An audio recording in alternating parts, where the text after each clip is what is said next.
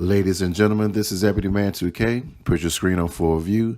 Please put your screen on full view. Well, it's been mighty quiet these days from the camp of the lead attorney. Yesterday, I called him out on some foul things that he has been doing on his YouTube channel, and I also revealed his real name and his real status in the field of law. I revealed that the lead attorney is not in fact a lead attorney, but he is a follower or a do-boy for other bigger attorneys. He left his profession at being an attorney not because he was balling out in money and that led him to an early retirement. Oh, no. No. The lead attorney left the law field because the law field left him. And YouTube became a form of refuge, if you will, for his lost soul. Yesterday, when I revealed that the lead attorney's real name is Jamison Corey Campbell with the nickname of Jamie, everything went kind of quiet over on his YouTube page, especially when I revealed that Jamie retired as a 40-something-year-old associate and never was a lead attorney at all in real life, just on YouTube. Yes, it has been very, very quiet from Jamie these days. I suspect that after I reveal more right now in this video, today will be just the same. In this video premiere, we will first listen to an audio clip of the lead attorney being interviewed by the YouTuber nique. It is in this audio clip that he claims he is doing so well on YouTube and tries to convince nique to buy one of his tutorials for $500. Now, Nick just laughs at this request because she obviously can peep game just like I can. The lead attorney has one good month of YouTube success in the month of December of last year, but has the mitigated gall to talk down to nique like she ain't shit, when nique is in fact a long-time vet in the game and well respected by her peers for what she does. Now, the lead attorney is a fly-by-night hustle man, and I will show you more right now to prove my point. Well, all right, y'all. Get your flashlight and put on your socks. We about to go wake up the lead attorney, and I never want him to see us coming. This is EB2K. Let's get it. Here's the thing, though. The biggest criticism, and I have Patreon. I've had it for 5 months or something like that. Guys, if you're YouTubers, start a Patreon. I lost so much money by not starting that thing. It's a way to get some money, to be honest. I need to start me a Patreon. I don't know what I've been waiting on. I don't have. How long have you been on YouTube? I think this is going on 5 years. You've been on 5 years and you don't have a Patreon. No, because I always think like, Nique, you need to join my course, man. I don't know what you're doing. So I'm not paying for your course. I'm not doing it. Listen, that's short-term thinking, though, guys. Listen, I teach you how to make money. I feel like, of course, I don't know. I'm probably this month, I'm probably going to get like $110,000 this month from YouTube from everything. You though, but that's you. The thing Nique, I got 100,000 subscribers, man. You've been on here so long, like you should be killing it. You just gotta know how to do it. The difference with you versus other content creators. I ain't talking about other content creators. I'm talking about you. Okay, but what I'm saying, you are talented. What I'm saying is the CPM rates for yours versus the CPM rates for a gossip channel is going to be totally different. That's true. The audience is going to be totally different. You over on your page, you got girls ready to throw their panties through the super chat, okay? I can see in the comments, they be trying to throw their panties over the super chat. So, I mean, it's just different. And then on top of that, you had like big cosigns from like big YouTubers. I ain't never got no cosign from no goddamn. But listen, you got so many subs. You got so much experience. I think your studio is absolutely beautiful. I've seen a lot of studios. People join my Patreon when they want to learn how to do YouTube. So I do channel reviews and I look at their channel and most of their studios are trash. When I saw your studio, I was like, man, that's so awesome and so creative. I thought it was super, super creative studio. You could be making a lot of money. You just gotta, most people who've been on 3 years, 4 years, 5 years, they just don't know what to do, right? And it's so funny, Nick. You could easily be making $30, $40, $50, $60,000 a month, but you're like, no, I don't want to spend $350. And that's our listen. That's our thinking. That's black person's thinking. Oh, I don't want to make $50,000 a month because I don't want to spend $300.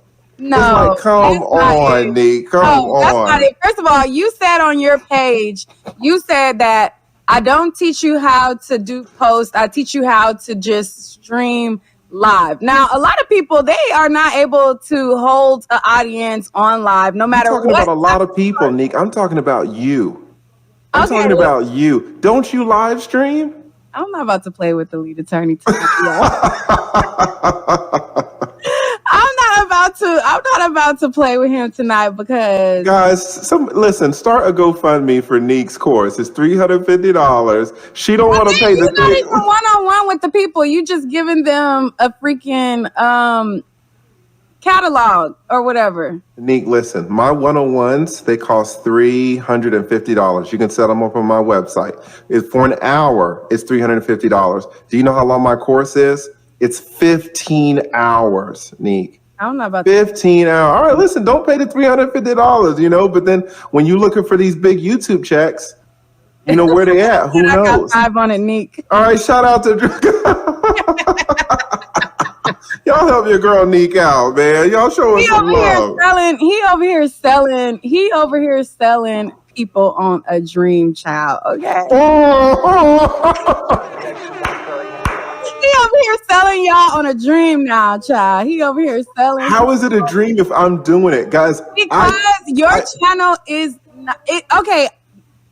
I showed my analytics. It's not just me talking, guys. I showed it.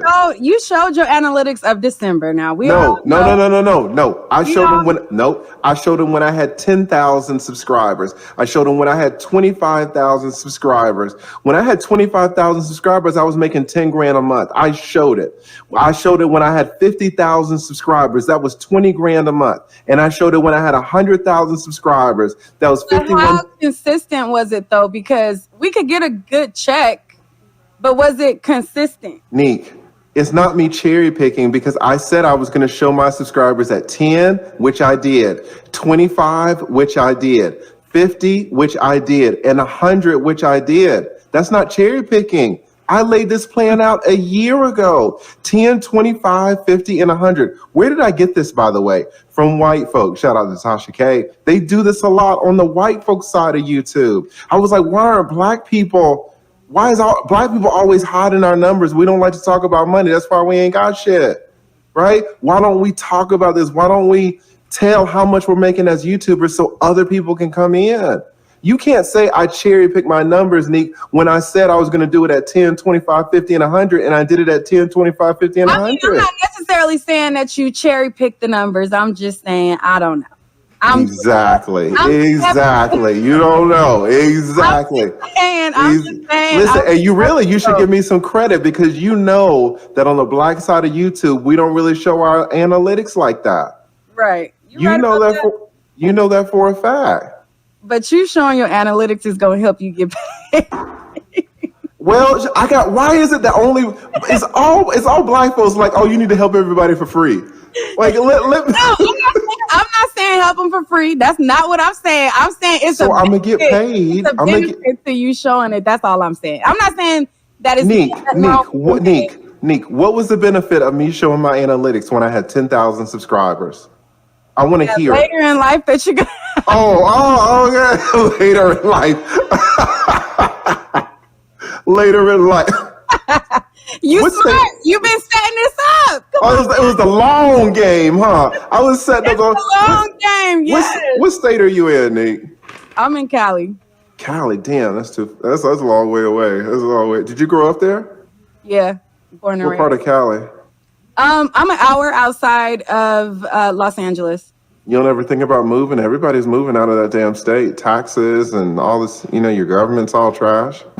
You ever thought about coming to Atlanta? All the YouTubers are in Atlanta. Did you know that? We got a gang of them. All of Tasha K, your boy Kevin Samuels. I don't want to be next to him. AMS. You might not know who AMS is. The Star Report. Oh, the Star is cool. Everybody is down here in Atlanta. But you said it like they're collaborating YouTubers. They don't collab. So. We can. We're right here. We all in the same city. Your boy Tommy Sotomayor. You like Tommy? No. You should think about moving over here. No, all the YouTubers is coming to Cali. What do you mean? No one is coming. Everybody from Cali is moving to Texas and is moving to Vegas. To Vegas and LA. A lot of YouTubers are coming to LA. Do you ever come to LA? Am I coming to LA? Not to live. No, to visit. I've never been to LA. The furthest I play a lot of poker, at least I used to. So the furthest I've been is Vegas. Well, you should come to LA. So you live in LA? I live an hour from LA. What's the name of the place that you live? And I don't want to die. I don't want to talk about that. I ain't trying to tell these folks my business.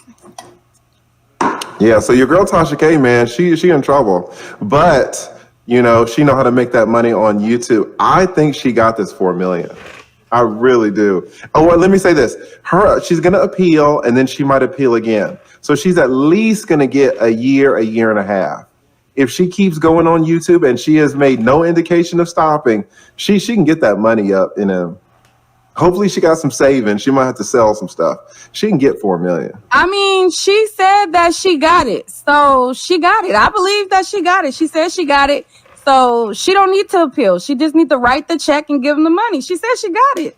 Yeah, I don't know if she got it like that. She gonna have it in a year, but I don't know. That's what she said. She said she got it. She said, I got the money. I got it.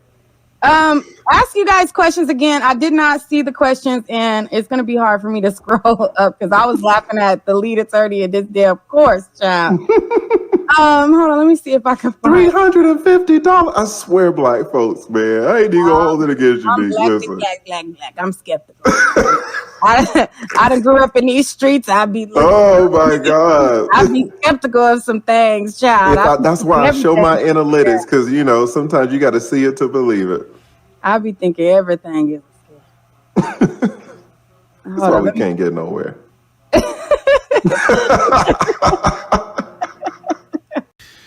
This is EB2K. Okay, please put your screen on full view. Please put your screen on full view.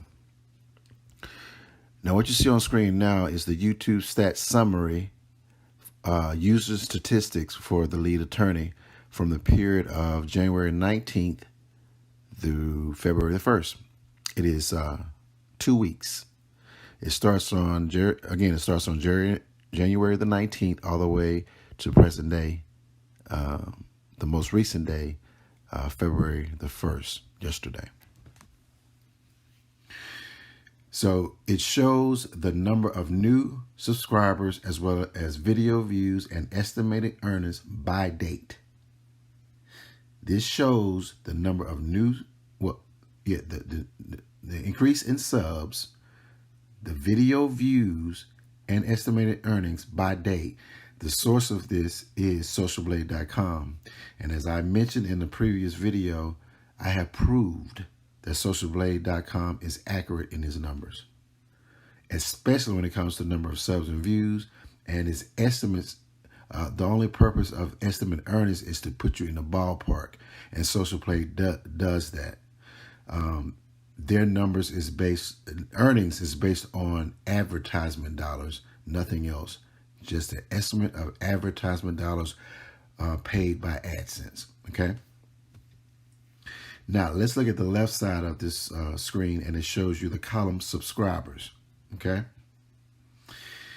If you can see, it shows 1,000 subscribers or 2,000. Social Blade shows every 1,000 new subs.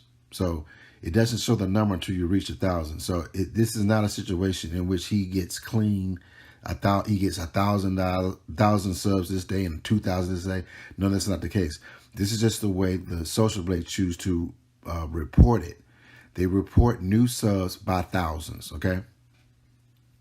All right, so if you look at that column under subs, you see the number of new subs per day for the lead attorney. And like I said, Social Play does it by thousands. But here's something I want you to take a look at. These are 14 days, right? Look at the top 7 days versus the bottom 7 days, okay?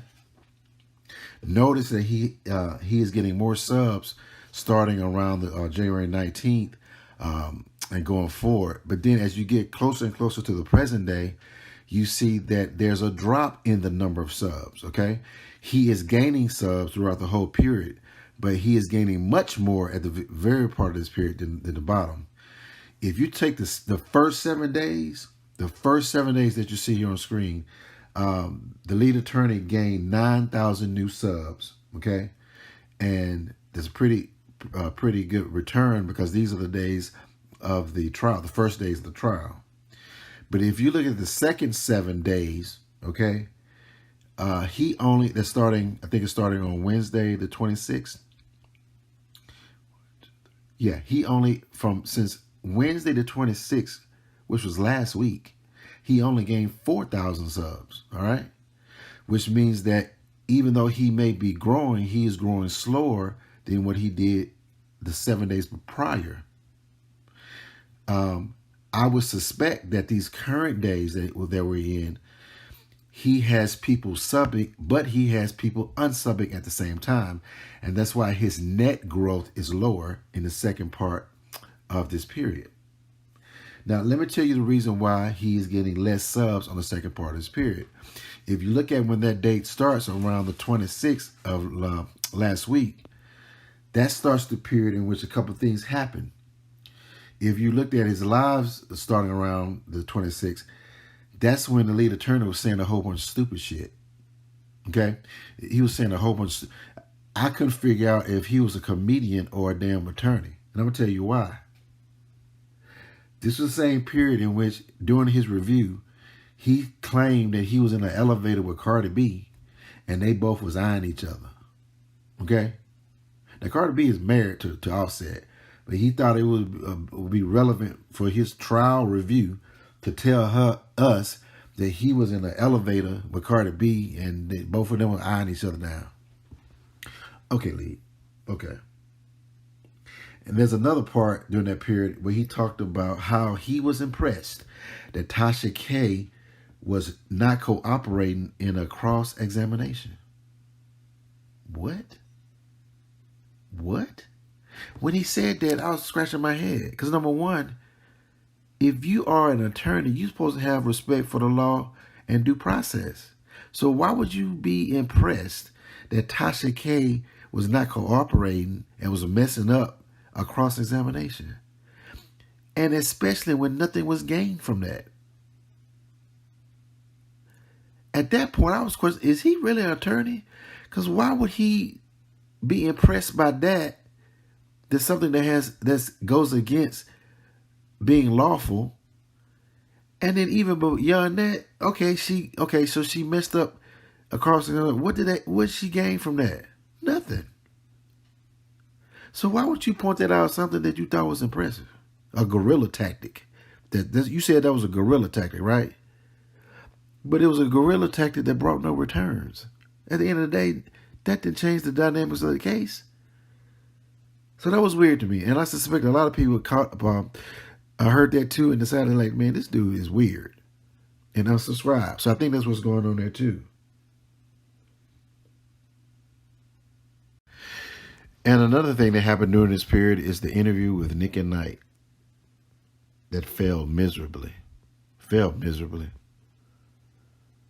I know a lot of people saw that interview and saw your behavior. Was you just talking down to Nick and Nite like she wasn't nobody. And she's a vet in this game.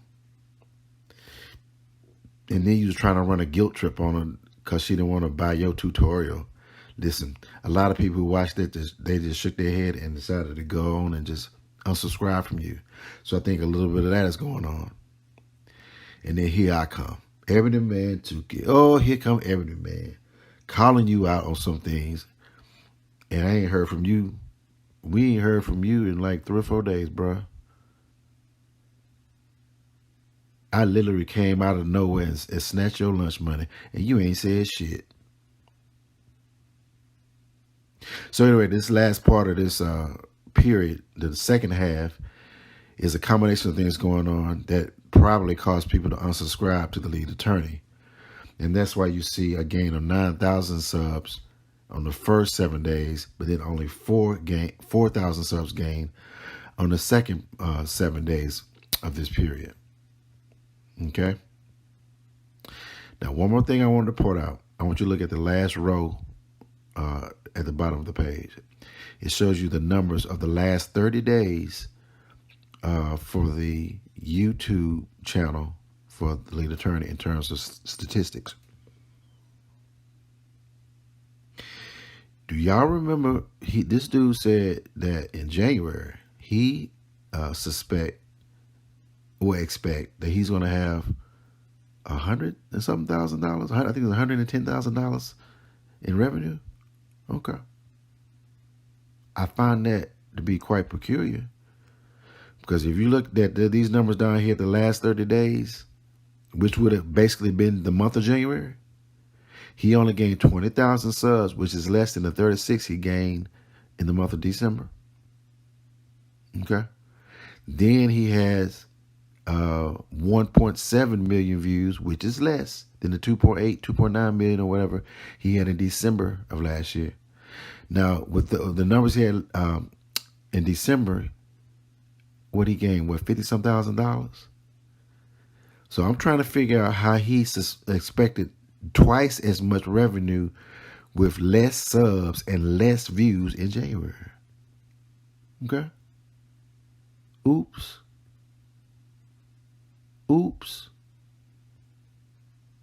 Jamie, you got some explaining to do. All right. We about to get into it and get involved. Let's go. Well, all right. Look on the screen now, ladies and gentlemen. This is a little something that may tickle your fancy, because I know it tickled mine.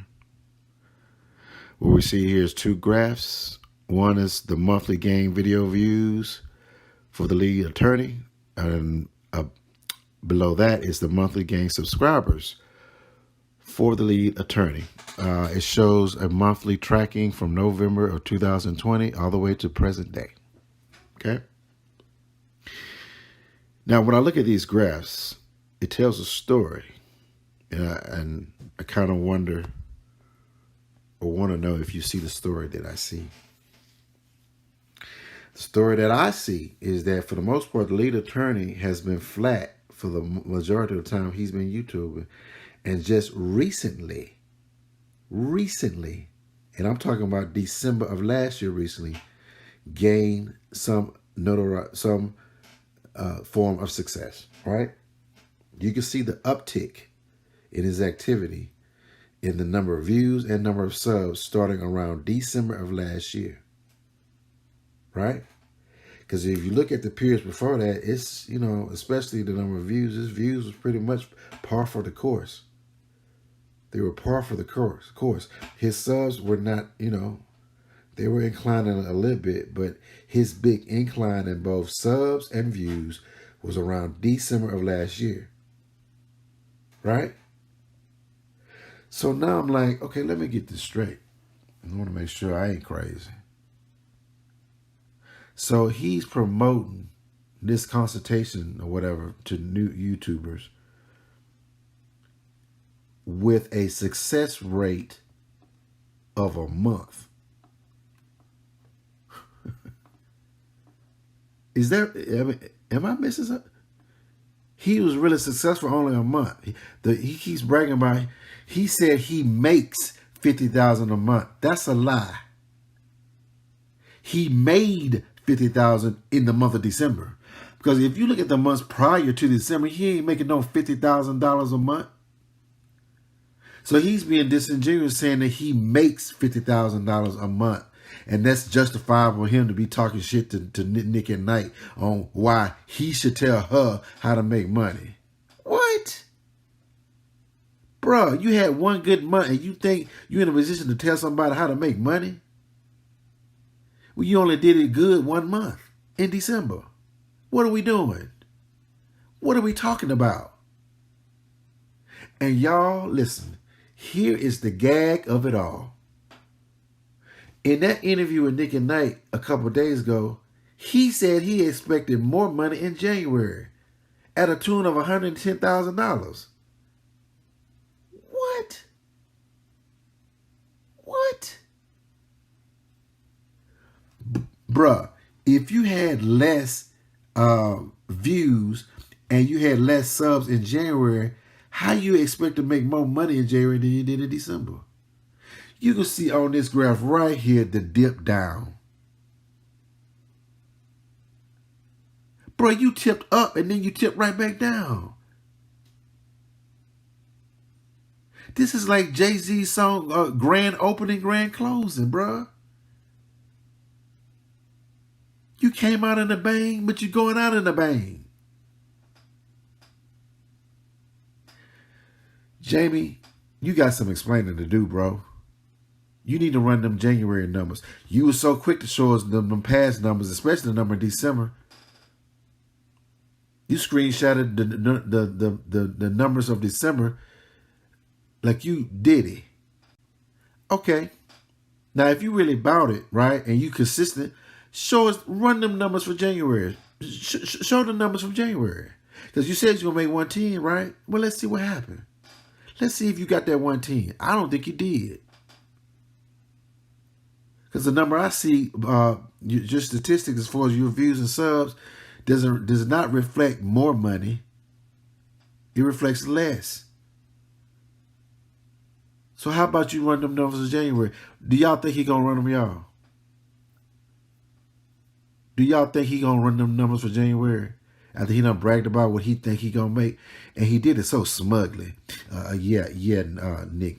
You know what? For January, I'm expecting maybe 100, 105, 110, 110,000. Okay. Really? Run them numbers then, bro. Show us that 110 you said you was going to get. I don't think you got it. I'm calling you out right now. And everybody else who's listening to this video, go back to Jamie, a.k.a. the lead attorney, and say, hey, bro, you said you was going to make 110,000 in January. Where they at? Show us the numbers. And let me tell you right now, Jamie, I don't want no excuses. I don't want you to show us no fake ass copy paste fugazi number. I don't want you to do that.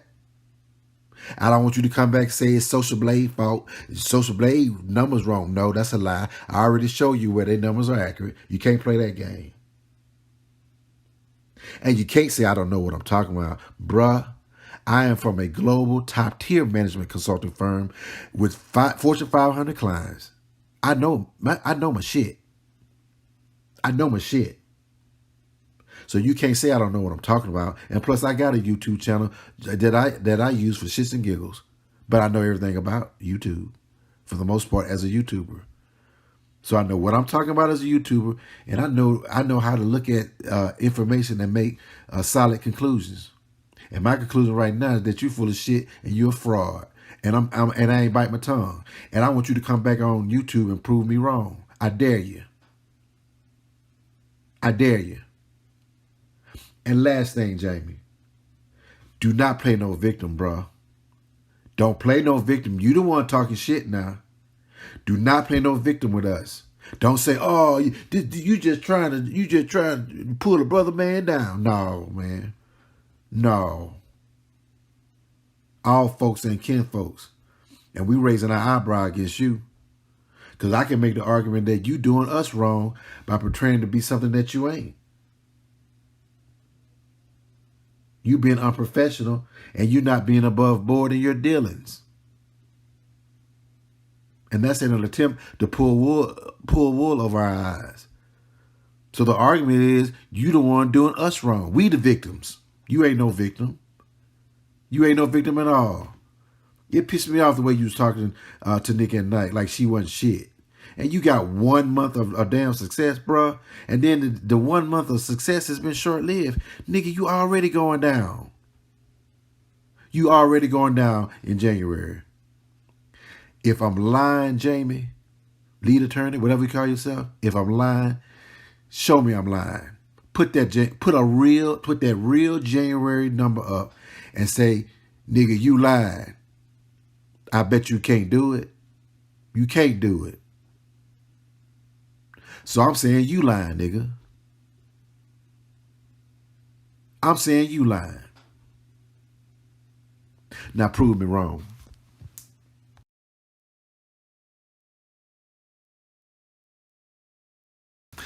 This is EB2K.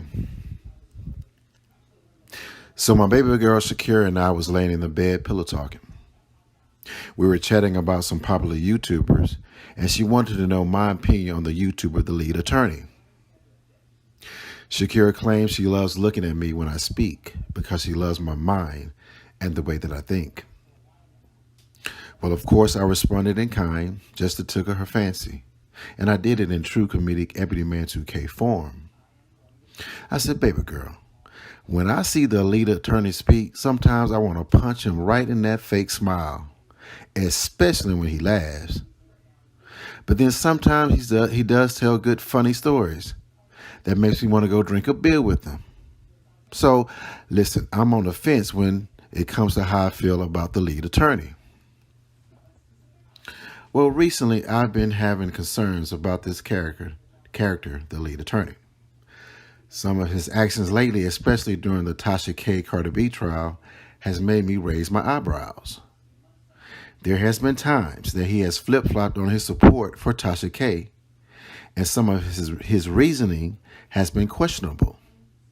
For instance, on one of his court reviews, he reveled at how Tasha K was not cooperating during cross-examination as if it was a successful guerrilla warfare tactic. Now, I was taken aback because I could not understand how an attorney who should have love and respect for the law would find these tactics to be redeeming and applauded. Now, there were two other instances where he claimed that Tasha K was eyeing him upon entry into the court, and also how he and Cardi B eyed each other down in a court elevator. Now, Tasha K and Cardi B are both two married women, and for him to tell this story openly in public shows his disregard for marriage and his lack of respect for Offset and Mr. Kibi. Furthermore, I've learned about other instances of disrespect put on the two YouTubers, Sweet Pea Diaries and Nick and Nite. In both of these cases, in dealing with these two YouTubers, he came across to them as smug, messy, immature, and acting like an overgrown child. Now, after I did a quick research on him, I found out the lead attorney's real name. I found out the truth about him and who it really is in these Atlanta streets. So listen, ladies and gentlemen, lay back and relax and listen to my findings on the lead attorney, because you are going to be shocked. Let's get it. Now, what you see on screen now is the trademark information for the name The Lead Attorney. This shows you proof on how serious the lead attorney is in pursuing this name and also keeping up this persona as the lead attorney. Okay. If you look on screen, I'll read the bottom part of it. It shows you the description of this name, the lead attorney, and the trademark information that he's pursuing. It says the lead attorney trademark is used in the following business and includes education services, namely providing online videos in the field of family law and current events, personal coaching service in the field of family law matters, providing online non-downloadable videos in the field of family law and current events. That sounds like a word salad. I find that description to be interesting based upon my experiences with his YouTube channel, but I digress. Let's move forward. You know, when I do presentations for clients, I like to have what I would call an executive summary or a one-pager. A one-pager is something that you can pull away from the document and you can tell the whole story. This is that page. This is that page. If you look on the screen right now, there's a picture of the lead attorney. And you know, he likes to call himself the lead attorney. And he says from time to time on a lot of his live videos, he describes his lawyer profession as a high asset divorce attorney. Okay. He has said on a numerous times that in his field, he is a high asset divorce attorney. Okay. But here's the thing. I know high asset divorce attorneys. And guess what? They don't call themselves that. When you are someone who has high clientele, it shows. I know no attorney. My sister is an attorney. She deals with high-end clients. She never says she is a high-end client attorney. But why would she need to do that when it already shows that she deals with high-end client attorneys? As a matter of fact, those type of people, they seek you. You don't even have to say it. They already know your reputation. So when the lead attorney also calls himself a high asset divorce attorney, I giggle a little bit because I know that is a term that doesn't even need to be described if you really are one. So anyway, it seems like the lead attorney also likes calling himself a high asset divorce attorney. Well, here's the problem. That's not what he's called in his profession among his peers. The lead attorney's real name is Mr. Jameson Campbell, nicknamed Jamie, middle name Corey. And he is considered by other lawyers as an associate. Now, if you don't know what an associate is an attorney that pretty much is just out of law school and has very little experience. An associate attorney is an attorney that sits in a law office and a partner comes around, taps them on the shoulder, and assigns them projects or cases. When my sister graduated from law school, she was an associate, right? She worked for a law firm, and she would wait for her boss to give her cases to work on.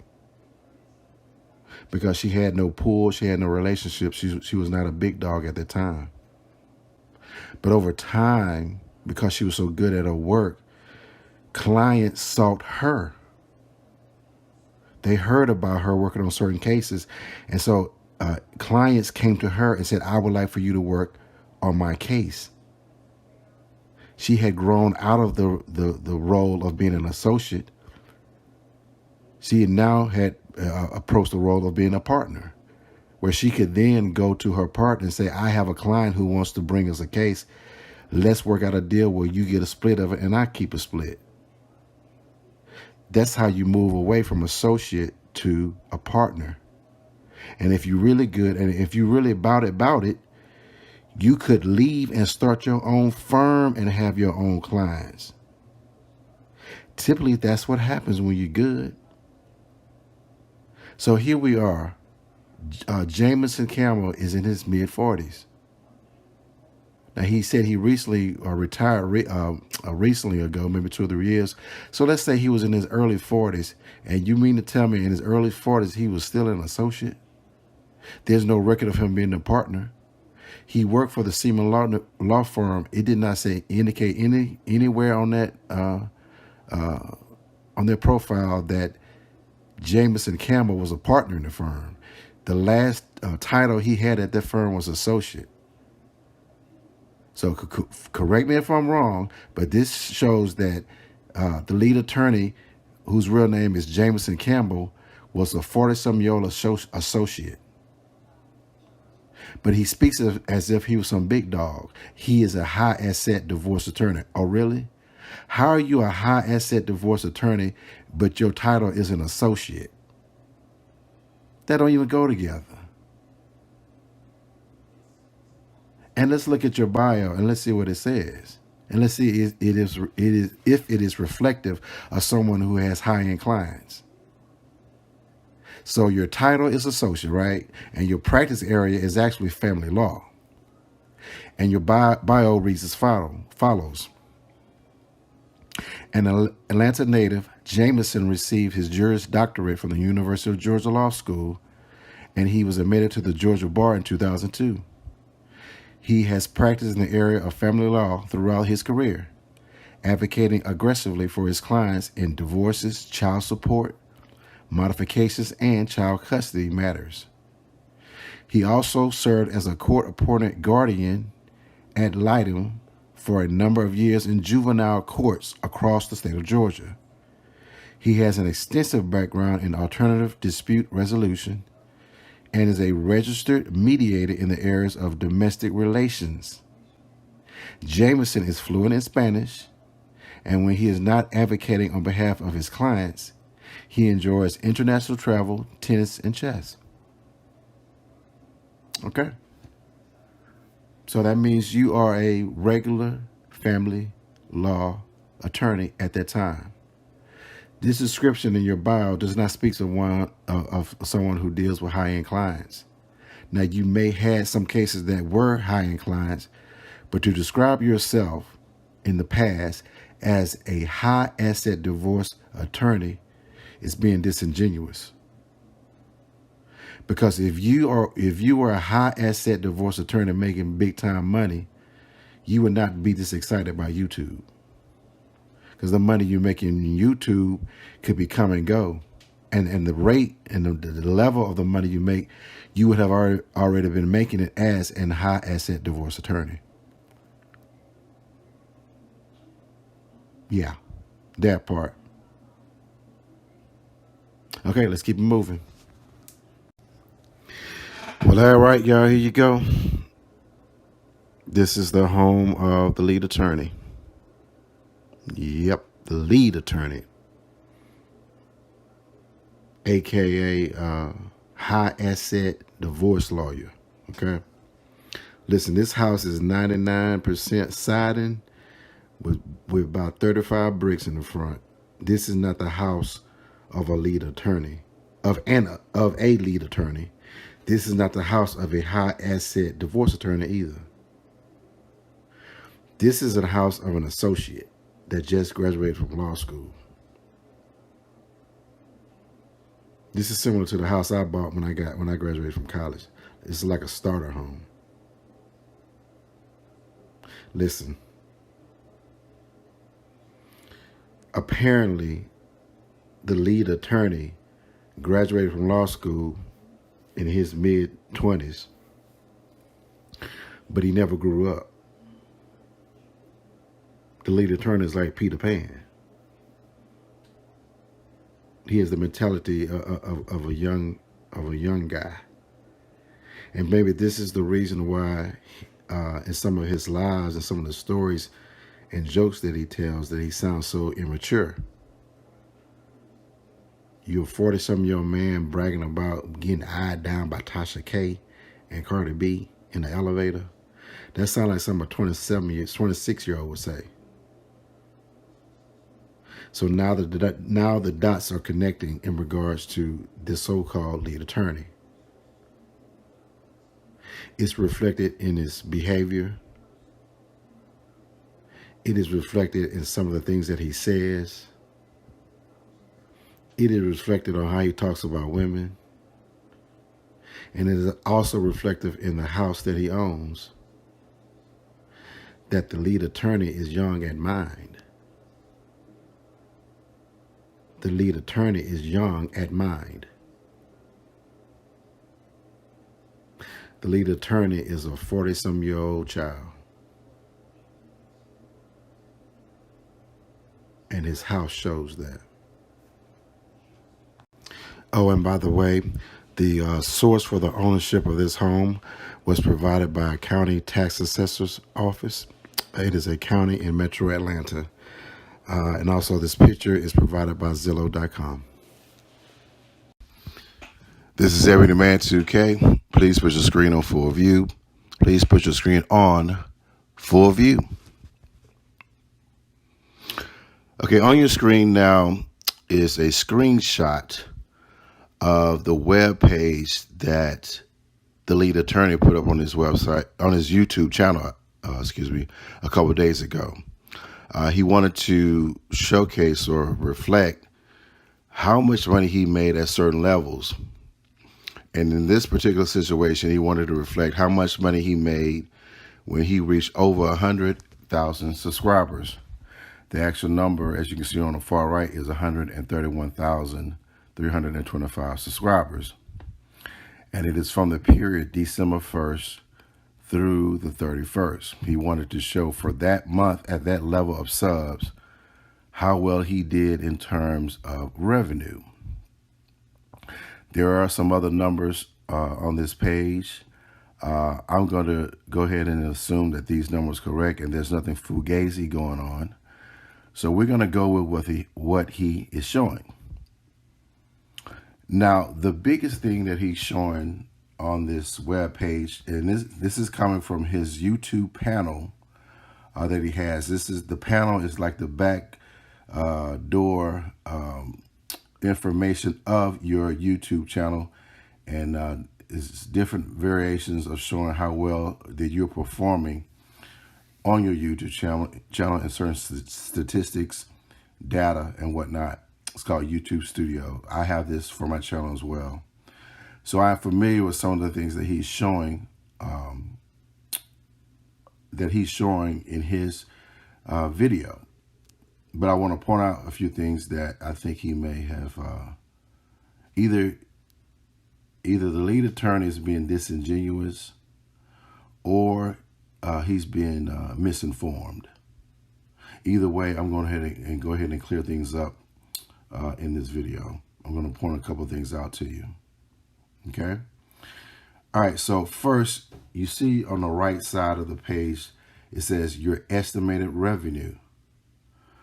So the lead attorney wanted to show that at the level of 131,000 subs in the period of December 1st through the 31st, 2021, that in that period he made $51,000, $471.92. Okay. One thing he mentioned that I did not like is that he indicated that the source, the website, socialblade.com was incorrect. Listen, I keep hearing this from different people.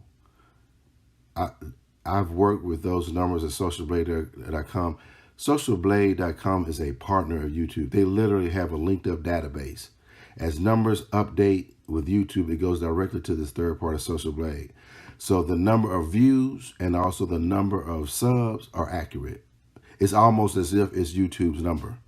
So there is no question about it that Social Blade is accurate in terms of definitely views and subs. Now, so what Social Blade does is take the subs and views, but they also project revenue. Now, a lot of people make argue, oh, well, they project revenue. That can be off. Well, it depends on what you're using it for, okay? As the Sweet Pea Diaries indicated in her videos, that listen, when Social Blade estimates revenue, they are only talking about advertisement dollars only from AdSense. It is only an estimate that gets you in the ballpark, okay? There's no way that Social Blade can be directly accurate on that number because it is an estimate. Now, listen, there is no estimating with views and subs. That number, it is what it is. And Sweet Pea Diaries said that. She said that, listen, views and subs, we're not going to argue that because that ain't nothing but a number that comes directly from a database. Social Blade updates their views and sub counts in real time. So there's no argument with that. And she said that, okay, when you estimate a revenue, it is a range because they know that every YouTuber is different in terms of how they make their money. So she realizes and said over and over again that the estimated earnings coming from Social Blade is an estimate and it only gets you in the ballpark, okay? So, and I agree with her in that regards. But this is what I'm going to do. I'm going to do Sweet Pea Diaries and also the leader. I'm going to do y'all one better. I'm going to do y'all one better. I appreciate the way that you guys got us here before, but I'm gonna go ahead and take it to another level. And this is how I'm gonna walk you through it. All the listeners out there, listen, and also listen very carefully how I'm gonna break this down to you, okay? So let's take the lead attorney's number, for example. So he says that his report from YouTube, he makes $51,000, $471.92 during the period of December 1 through 31st, and at that time he had over 130 subs. So this is what he's not pointing out to you. This number right here, this $51,471.92, what he's not telling you is that this is an overall revenue number coming from YouTube that is broken out between ad dollars and super chats. The number that is shown on Social Blade is just ad dollars. So you can't say that super chat is wrong because we're talking about apples and oranges. The estimated number you see on Social Blade is just ad revenue from AdSense. The number that the lead attorney is showing you with the 52,000, that's ad revenue plus super chats. He is not telling you that. And I'm not for sure if the lead attorney is not telling you that on purpose, or maybe he don't even know. Well, if he doesn't know, he's going to learn today. He's going to learn today. You see up at the top right here in this menu, overview, reach, engagement, audience, revenue. All the lead attorney had to do is click on revenue. That's all he had to do was click on revenue. And if he clicked on revenue and then scrolled down to the bottom of a page, it would have brought him to this page right here. It scrolled down to the bottom. It would have said revenue sources, right? And you can see on my page where I did show the numbers because I didn't want to show my numbers as right, but you can see by the bar that my overall revenue earned for the last 20 days has two parts to it. One part is ad revenue, which is the same number that Social Blade has, but then there's another part, transaction revenue. There's two parts to overall revenue. So that number that he showed is a big number, but it has two parts in it. One is ads, one is transactions. And the trend, if you keep scrolling down, you'll see that transaction revenue is super chats. So he's bragging about a number that has two parts in it, but he's not telling you the two parts. The two parts is ad revenue and super chats. And here's where he's being reckless with this. If that overall number is ads and also super chats, you cannot really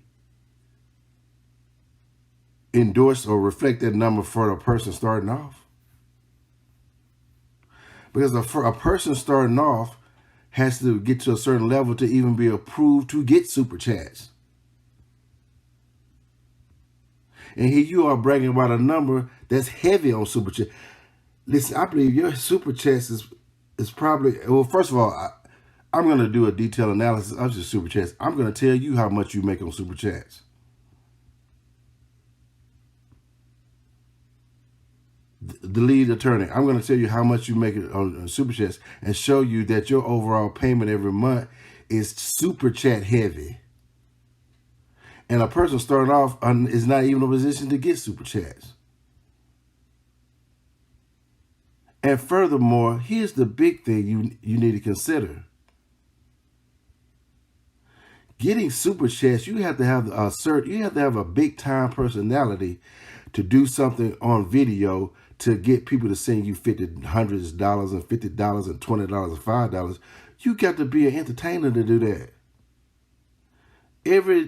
mostly every average Jane and average Joe don't even have the skill sets to do that. So you endorsing a number that you know that you gotta be a certain type of person to even get. Lead attorney. First of all, you have a fake smile, right? Cheshire cat grin. Then you have the personality of a used car salesman, right? You have a personality of a used car salesman. I would make an argument that you're more of a salesman than an attorney. But I would cover my reasoning for saying that later. But it is clear you are a salesman. So with your salesman personality and the way you talk, kind of have like a fake personality, if you will, you are good at selling. I would give you that. You are good at selling. So yes, you have a big number coming in the month of December last year. But that number is heavy on super chats, not ads. And like I said before, only certain people can do super chats, but everybody can do ads. So you need to let people know that, listen, my number is big because I know I got the gift of gab. That YouTube number that you're getting right now in December, that wasn't like no regular, that's not regular things that an average Joe and an average Joe and an average Jane can do. If a person starting off, they're not even approved to do super chats. And and even beyond that, they don't even have the skill sets to say. Everybody can't be a used car salesman like you. You can, and you good. I give you your props. You good at that. So, like I said, when you show people that number the other day, I was wondering, like, hold up, bruh. Why did you tell them the whole story about that number? That it is super chat heavy. And I need you to retract the statement that Social Blade is not accurate. That is not true.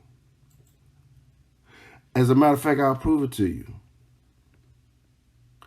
I want you to go to socialblade.com, right? Go to your channel at Social Blade. And I want you to scroll down to the bottom where there are graphs.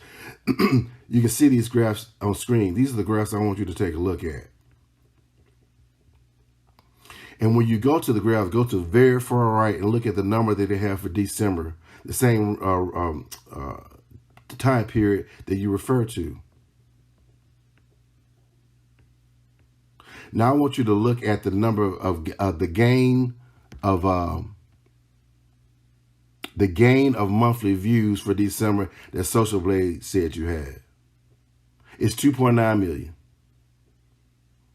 2.8, 2.9. The same number you said you had in your YouTube studio is the same number that Social Blade is reporting on their site. The same number, bruh. How you missed that? So you talking about Social Blade and accurate? They got the same number you saying. The monthly views gain in December is the same number. Their date's a little bit off because they stop at December 18th and you stop at December 31st. But they damn near the same number. It's 2.8 or 2.9.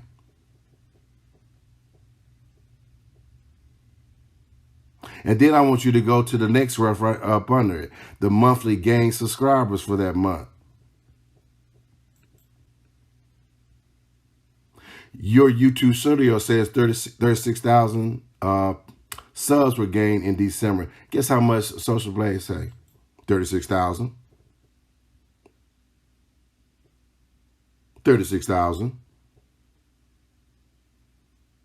So the same number you say coming from studios in terms of views and subs, Social Blade reports it on their channel. Same number, bruh. The same number. So you were incomplete in reporting your revenue by not telling them the breakout. Then you were wrong in terms of saying that it was wrong in terms of the numbers. The numbers are exactly the same. Number one, if you take out the the super chat amount in your overall total, that amount is going to equal to the revenue amount that Social Blade reports for you.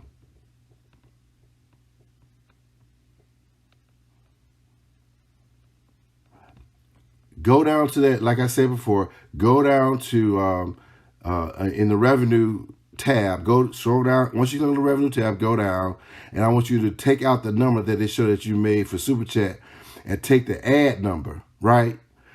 Once you take that ad number, go back to Social Blade and see what they ask. I bet you that number that you got for ad revenue falls pretty much close to the estimate of the number that Social Blade said you make out off of ads.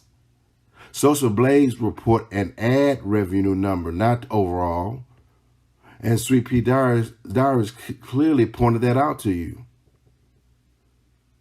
And she is correct, just like I'm correct. Social Blade as a source is solid, bruh. It ain't no debate in terms of views and subs, because you can go back and forth between your channel and also Social Blade and see that number is accurate. But they even estimate your views as well as your subs gain. If you scroll down to that graph at the bottom, you're going to see the number on the far right is identical to the number that you report on your channel, on your studio's channel.